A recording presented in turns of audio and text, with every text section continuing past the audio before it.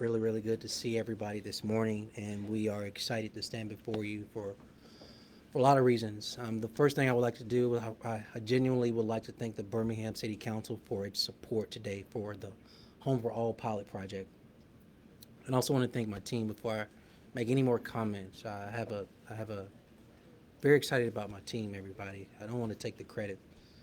The team has put in a considerable amount of legwork and intentionality on this incredible, important topic of homelessness. And so I want to start by thanking Dr. Megan Venable Thomas, who leads our community development department.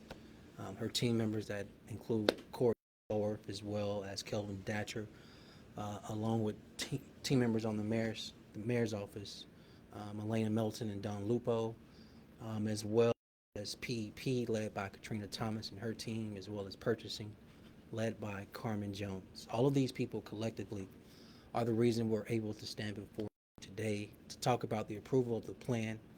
And this approval of the plan is the result of a lot of research. They've done a significant amount of research and coordination with the city and the public and private partners. And so you all know our residents who are experiencing homelessness deserve to be safe, safely sleep in peace in a place that is dignified for them.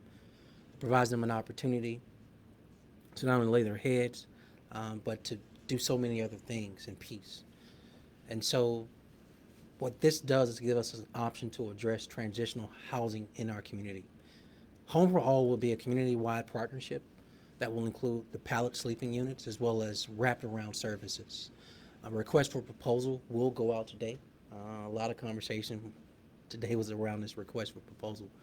Um, but for those who would like to be part of the operating the program for this pallet program can submit a plan to this request for proposal process.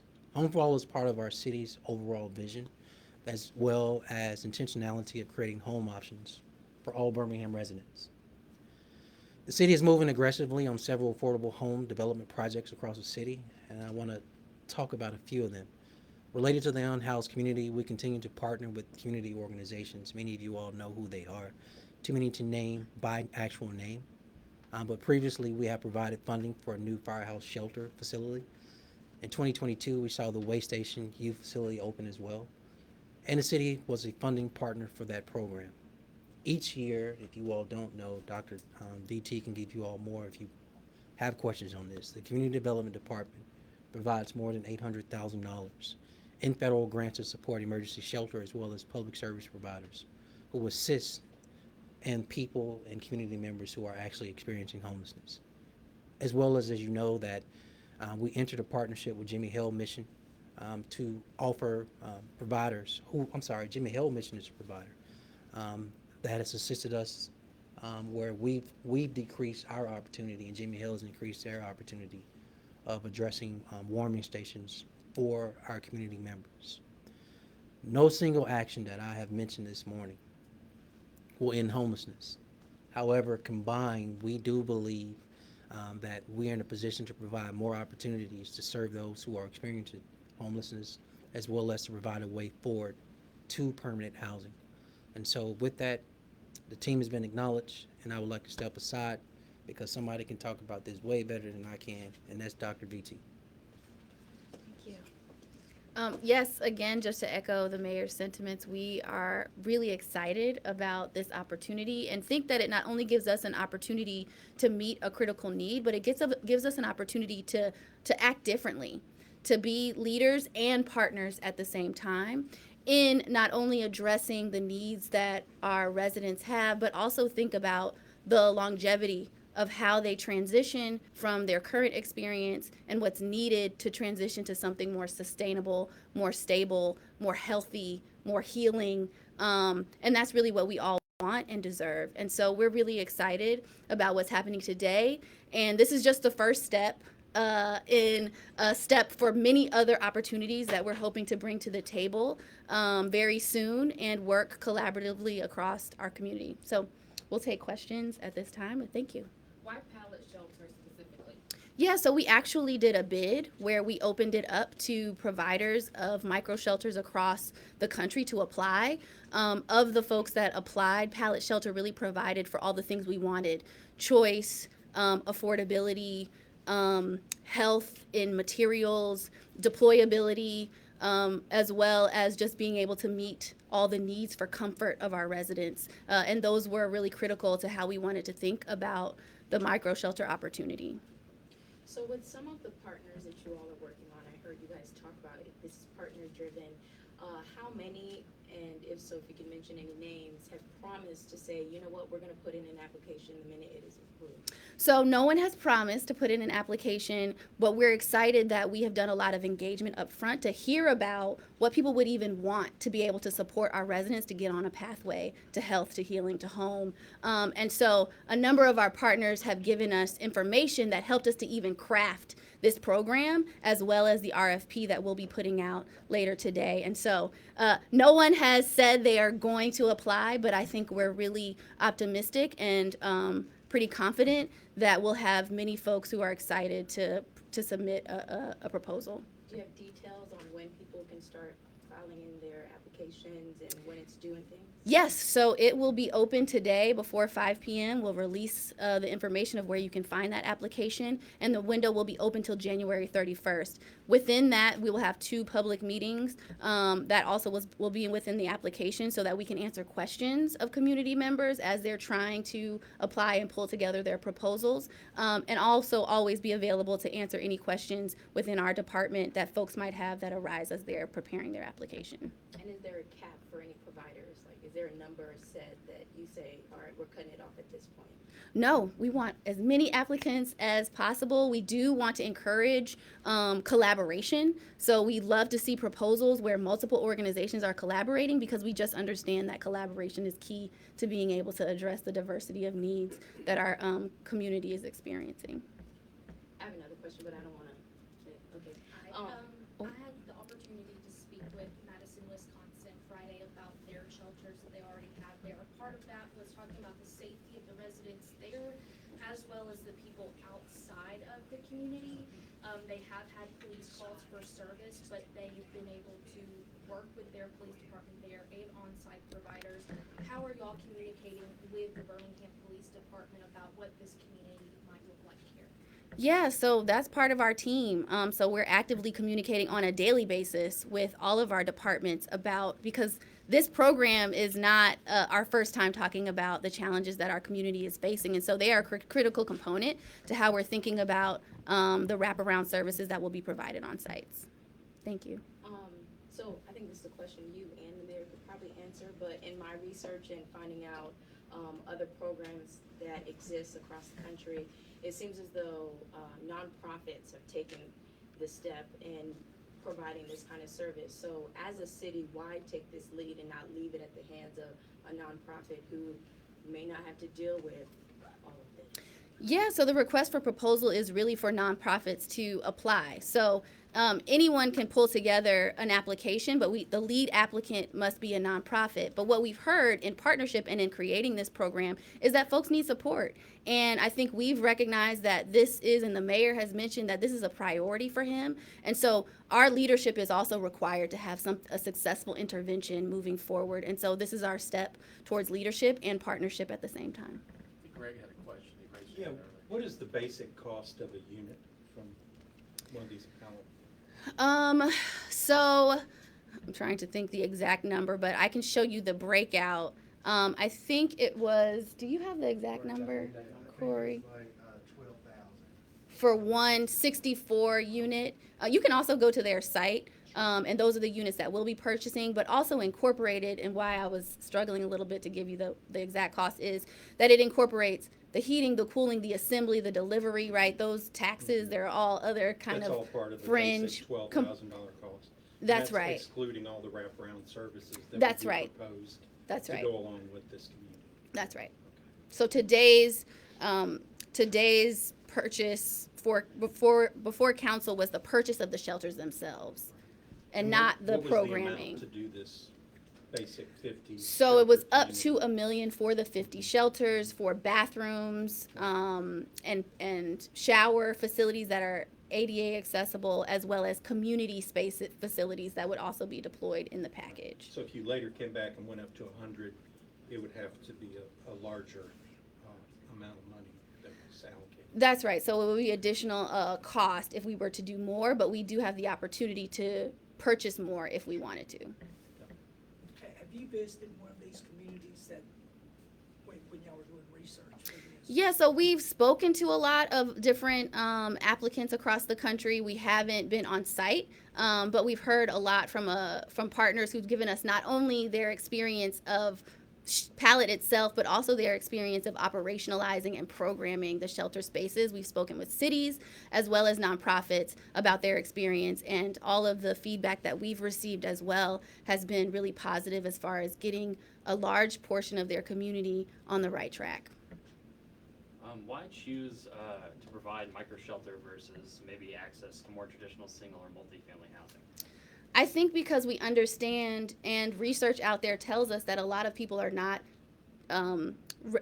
immediately prepared to move into traditional housing, that they need opportunities to build their confidence in spaces, to build security, to start even feeling safe within a space on their own. And so we thought it really important to have an opportunity that provides that transition, that prepares them not only from the product, but also from the wraparound services to then be able to move into more traditional housing, and that also is transitional. Dr. BT, can you tell them about the pipeline? If I guess permanent housing is here as it relates to single family homes, and here's emergency shelter, what's on that continuum? Yeah, so what we've seen is that, there's the two kind of really far apart products on the pathway to housing. There's emergency shelter on this end, and there's home ownership, right, on the other end. And in between that, there's some other opportunities that people often need to be able to learn how to prepare and experience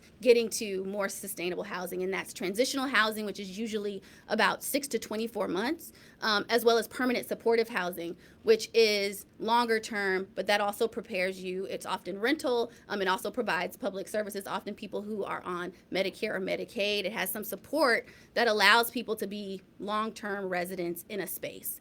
And so we've done a lot of work in the emergency shelter space, as well as the home ownership space. You've seen and you've heard the mayor talk about some of the developments we're doing in Shadowbrook, Oak Hill, Woodlawn, even applying for our Choice Neighborhoods initiative, which we spoke about last week. But we need some additional work within that transitional space that actually not only prepares opportunities of the housing itself, but also that provides the wraparound services that address the health needs of folks to prepare them to transition and be somewhere sustainable on their own.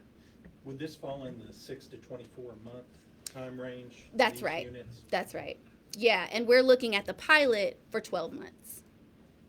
So Birmingham might or is the first city to do something like this In Alabama. in Alabama. And regionally, really, I think there's some in Atlanta thinking about it or trying other opportunities. But yes, we're really innovating and leading in this effort. I just wanted to ask just reaction on being the first to step forward and take a step like this. Yeah, I think it's scary to do anything first, a little bit.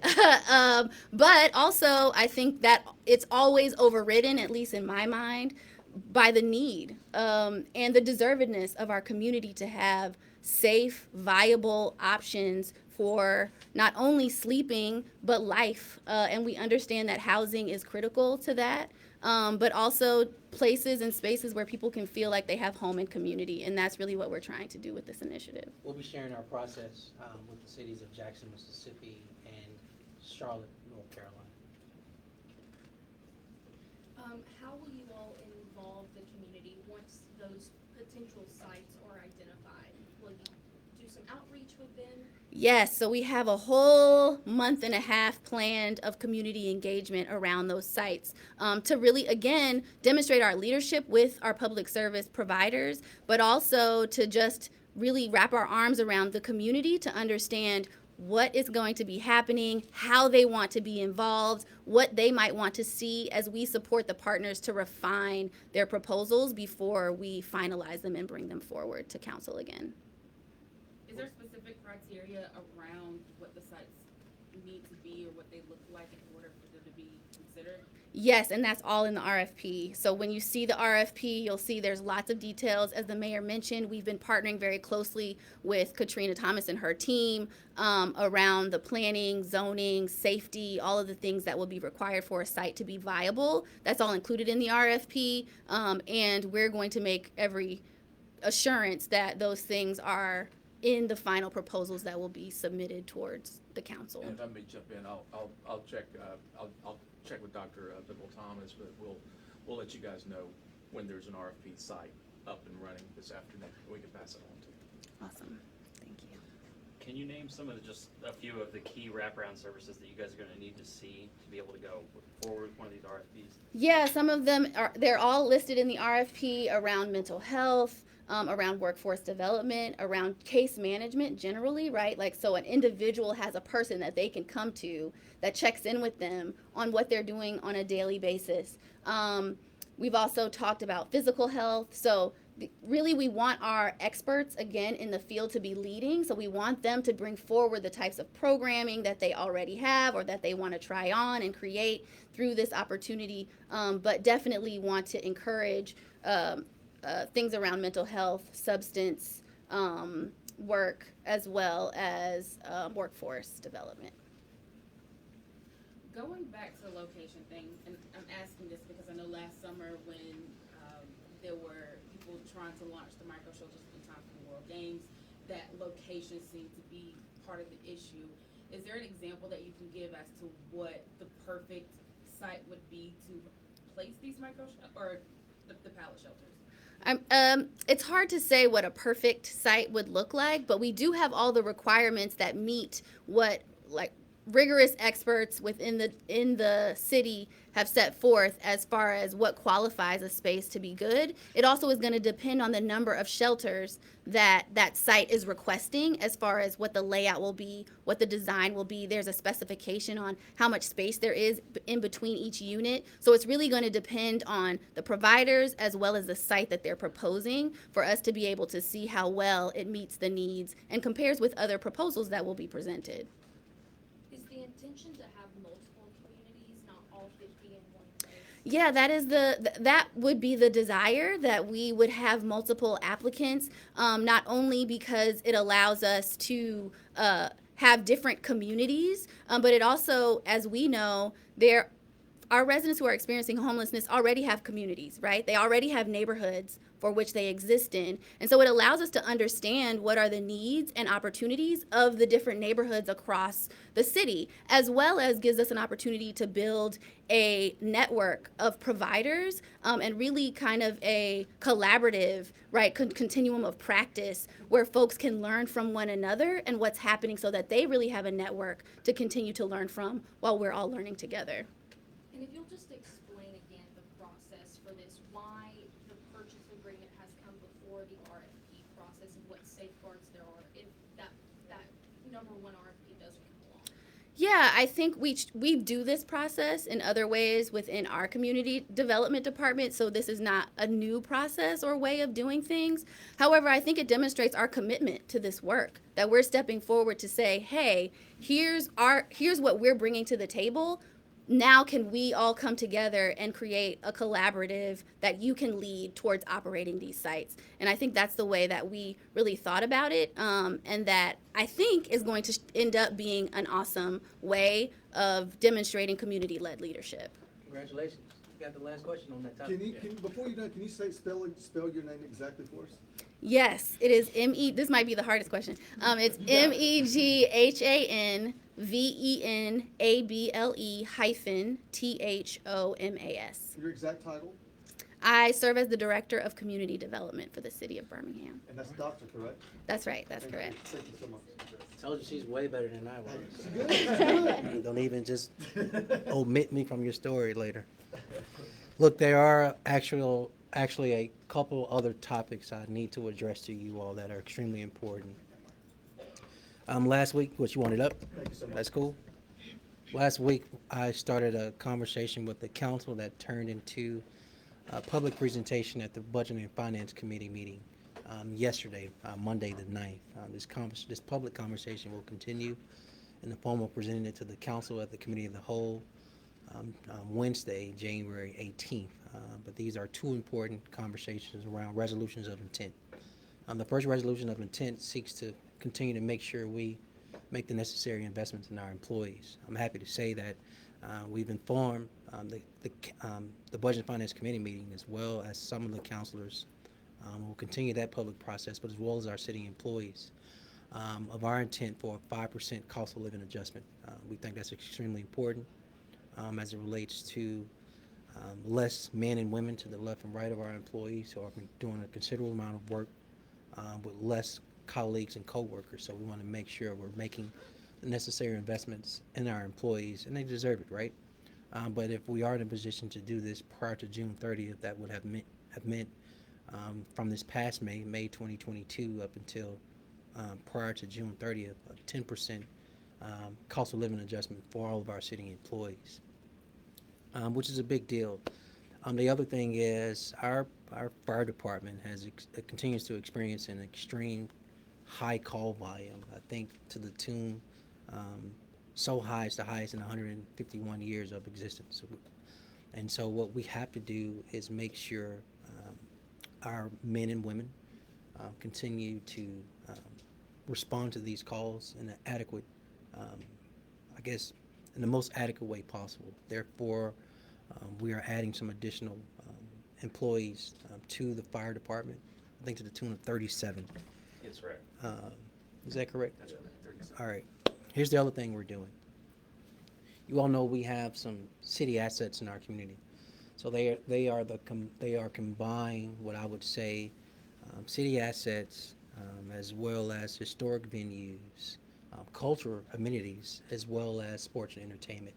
In order, they are Rickwood Field, the Crossplex, Legion Field, and what I would call the entire space uptown. Two of those are historic in nature. Well, actually, if you think about the Crossplex, it actually has some history as well as our prior fairgrounds. But related to what we want to do at the fairgrounds in uptown, these would be new things coming to our city. So starting with the two historic sites in nature first, we have proposed, and we'll be continuing to propose it with more detail, some upgrades and updates and upgrades from around infrastructure of the existing Rickwood Field as well as Legion Field to the tune of millions a piece for both of them. And then on the Crossplex site, we're looking to, we started this conversation with the public around the Family Fun Center, but that'll be to the tune of about $15 million. It's in the pre-work phase now. We hope that pre-work phase is complete in 2023.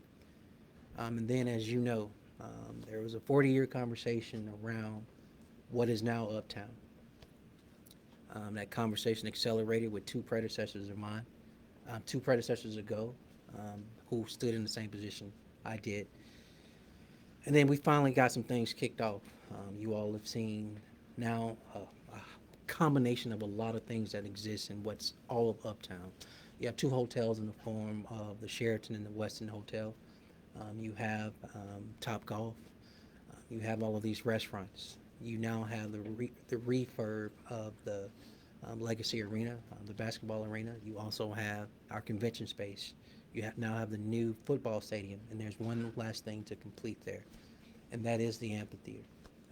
Upon completion of this amphitheater, you will literally have an entire footprint entertainment district that gives you valuable and multiple options of venues for entertainments and sports, that is. And so we're excited about that as well. That project is a $50 million project. The city of Birmingham is being actually only supported in the form of $5 million. We believe the city of Birmingham will see significant returns upon the completion of that project, being in a position to host a minimum of 17 to 19 acts a year that will produce a significant amount of revenue. So that $5 million, I believe we'll see a return right away. What's important with what I just shared with you for both resolutions of intent, in my left hand for our employees, and in my right hand these four venues. It's important that I continue to have conversations with the city council, and I look forward to those conversations. Any questions? Why 37 firefighters? I know it's a record number of calls. Is that the number they expressed as necessary? Yes, that's a number that technically we should have been in a position to take care of that a long time ago. And we feel like it's going to be an easy thing to staff those 37 positions at the end of the day, especially with that cost of living. Yes. So what I've shared with the Budget and Finance Committee yesterday was that on behalf of all the other departments in the city of Birmingham, we're all jealous of the fire department when they actually have open positions. They don't have a problem actually filling those positions, and so they are in a very unique position among a lot of public labor that exists in our country, whether it's teachers and police officers and public works employees and nurses. We're fortunate that people want to be firefighters in our city. Who's next? Is one of the city investments that's going to our sporting venues, specifically Legion Field, is one of those making it a national landmark? For the monies we're referring to today, the answer is no. I think what we want to do, what we want to be intentional about is Legion Field is still a part of our community. And Legion Field is more than the Magic City Classic that happens once a year. There are 51, if my math is correct, Rick, 51 other weeks in the year. There are other opportunities and sporting events we want to continue to host at this historic site. And we own the site, so it's important that we make the necessary investments in the facilities that we own and operate. Who else? So, I'm sorry, Go ahead. just to clarify, is that an additional, I saw in the press this morning, $4 million on top of what was already allocated in the budget for this year? Correct. Yes. How are you planning on paying for the COLA? Look, I knew somebody was going to ask that question, right? We look forward to closing our books as it relates to the mid-year review related to what's also our books on what's happened in this past fiscal year. The auditors still have those numbers. We don't have those numbers yet, but I look forward to those numbers being very friendly towards our position to be able to do the cost of living adjustment. Anybody else?